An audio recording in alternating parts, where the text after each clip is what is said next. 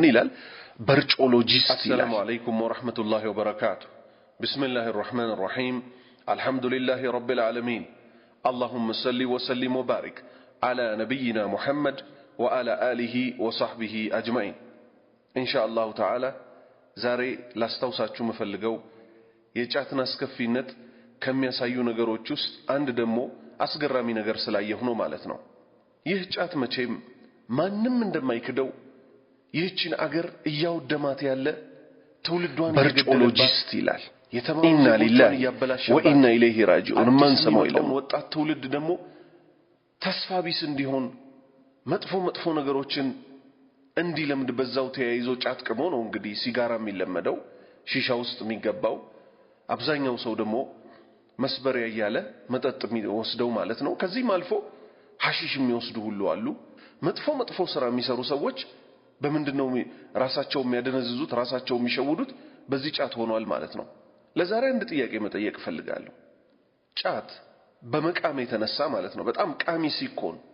የጫት ዶክትሬት አለው የቂምሃ ማለት ነው ይሄን ለማለት ያስገደደኝ ምንድነው መንገድ ላይ የጫት ቤት ማስታወቂያዎቹን አይታችኋል እንግዲህ ኦርጋኒክ ጫት እንሸጣለን በቃ ፐርፌክት በለጬ ምናምን የዛሬው ግን አስገራሚ ነው ደግሞ የሱቁ ስም ደግሞ ራሱ ቁጥር 2 ነው ደግሞ ቁጥር 1 አለው ማለት ነው ምን ይላል በርጮሎጂስት ይላል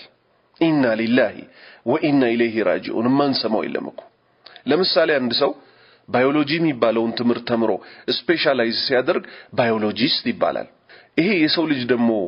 አእምሮ ጭንቀት ያለባቸውን ምናምን የሚያከሙት ሰዎች ደግሞ ምን ይባላሉ ሳይካትሪስት ይባላሉ ልክ እንደዚህ ደግሞ ማለት ነው ፊዚሻን እነዚህ የሰው ሰውነት ምናምን የሚያከሙ ደግሞ ምን ይባላሉ ፊዚሻን ይባላሉ ልክ እንደዚህ ስፔሻላይዜሽኖች አሉ ሰው ማለት ነው ቅሞ ምን ላይ ሲደርስ ነው ዲግሪ ወይ ማስተሬት ወይ ዶክተሬት የሚሰጠው ጫት ሻጮቹ ህዝቡ ላይ ይሄን ያህል ሙድ እየያዙ ነው ማለት ነው ይሄ ማላገጥ የሚባለው ማለት ነው ገሌኮ ሙድ ያዘብኝ ይባላል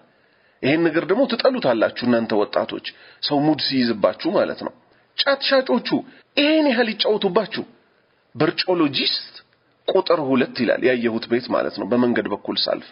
ደግሞ ቤቱን ጠቆሚያችሁ እዛው እንዳትሄዱ ማለት ነው በሞተርና ቀርባለን ከእርሻ ወደ ጉርሻ ተመልከት እንደው የሆነ ቆስጣ ጎመን ድንች ካሮት በቃ ይሁን ወዲያው የሚበላ ነገር አይመስልም ከእርሻ ወደ ጉርሻ የሚባል ማስታወቂያ እስቲ ፖሊሲ ሜከርስ አገሪቱ ላይ አላችሁ አረ ምን እየሰራችሁ ነው አገር ምን መራው ትውልድን መልካም ነገር ለማስረከብ ነው አገርን ለሚቀጥለው ትውልድ ይባላል ይሄው እኮ ለሚቀጥለው ሳይደርስ እኮ እየሞተ እኮ ነው ይሄን ያህል እንዲህ የተሾፈበት ማለት ነው ህዝቡ እኛ በኖርንባት አገር ላይ ማለት ነው አልኮሊስት አሉ ለምሳሌ እነዚህ ጠጥተው ለነሱ እንኳን አልኮሊስቶች ነው ወይም ሰካራሞች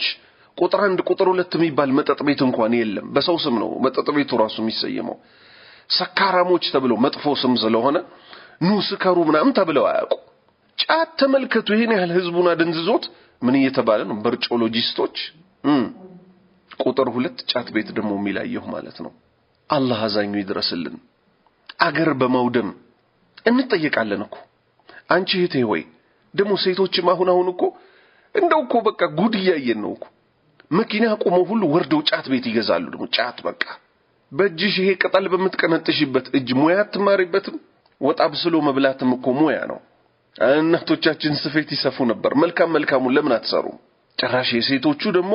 ጫት እየቃሙ ሺሻ ይወስዳሉ አሉ ከወንዶች በላይ አሬት ነው ያለነው ልጆችሽን በሰላም አታሳድጊም ለናትሽ መልካም አትታዘዥም እናትሽ አንቺን በማሳደግ ላይ ለፍታ አሳድጋሽ ስታበቃ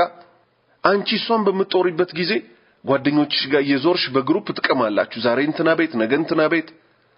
ባለትዳር ሆናችሁ ደግሞ የምትቀሙትም ልክ እንደዚሁ ልጆቻችሁን ዞር ብላችሁ ማታዩአቸው ለሰራተኛ ሰጣችሁ ልጆች ዳይፐር ላያቸው ላይ በተለይ የሴት እናት ይሆንሽ አላህን ፍሪ ሴት ልጆች ቶሎ ዳይፐራቸው ካልተቀየረላቸው ብልታቸው አካባቢ በጣም ኢንፌክሽን ይፈጥራል አላህ ፊት ደግሞ ትጠየቂያለሽ እንስሳ አይደል እንስሳን ራሱ ማሰቃየት አይቻልም በሸሪዓ አይደለም የወለድሻትን ልጅ ማለት ነው አሬት ነው ያለነው እና ወገኖቼ ሆይ ንቁ ጭራሽ በርጮሎጂስት ተብሎ እስቲ ይሄን ያህል ይሾፍባችሁ እንደው አይበቃችሁ አረተው ለሃይማኖታችንም ለአገራችንም በዚህ አንድ ነገር መናገር ፈልጋለሁ ፖሊሲ ለምታወጡ ፖሊሲ ለምታስፈጽሙ ሰዎች ማለት ነው ጫትን ለማስተው ትልቅ ጫና ለመፍጠር ኢትዮጵያ ላይ ማለት ነው ካሰባችሁ ድንገት ኮንሲደር እንኳን እንዳታደርጉ ምን ብላችሁ የእስልምና አካል ሊሆን ይችላል አንነካው ምናምን እንዳትሉ ከእስልምና ጋር ጫት ምንም አያገናኘው አደንዛዥ ቅጠል ነው እስልምና በመልካም ነገር በፍቅር በመስራት በተፈጥሯዊ የሚበሉ የሚጠጡ ነገሮች እንጂ በእንዲህ አይነት አደንዛዥ ቅጠል በፍጹም አያምንም ማለት ነው ድንገት የሃይማኖት ካባ ለብሰው የእስልምና አካል ነው ሊሏችሁ የሚሞክሩ ትውልድ ሃይማኖት አገር ገዳይ የሆኑ ሰዎች ያጋጥሟቸው ይሆናል እነዚህ ሃይማኖቱን አይወክሉም እስልምናን ያ የነብዩ ሰለላሁ ዐለይሂ ወሰለም ሃይማኖት የሆነውን አይወክሉም እነዚህ አገር ገዳዮች ናቸው ትውልድ ገዳዮች ናቸው ስለዚህ እባካችሁ ይብቃን ይሄ ጫት ትውልዱን ገደለው አገር አወደመ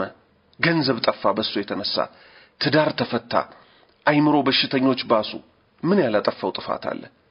ከዚህ የበለጠ እርጉም የተረገመ ቅጠል በሱ ደግሞ የሚጠቃቀሙ የሚደልሉ ምን ሰዎች አሉ አላህ ሲሳያችሁን በመልካም ሲሳይ ይቀይርላችሁ ስለዚህ የጫት ቃሚ ወይም ጫት በመቃም የሚገኝ ዶክተሬትም ማስተሬትም ዲግሪም ዲፕሎማም የለም hatta ሰርቲፊኬት የለም ሰርቲፊኬቱን ቢያስጠል እንጂ ዲግሪውን ቢያስጠል እንጂ ስንት ይሰራል የተባለው ወጣት የት ይደርሳል የተባለውን ዛፍ ቀበሌ ቆረጠው እንደሚባለው ህፃን ይያለን በጣም በቃ የሚያስደስቱን ወንድሞቻችን ጓደኞቻችን መልከኛ የነበሩ ጥሩ ጭንቅላት የነበራቸው የት ትደርሳለች የተባለችዋ ጫት ትጀምራለች ሱስ ይዛታል ከዛ ለሱሷ ማሞያ ሲባል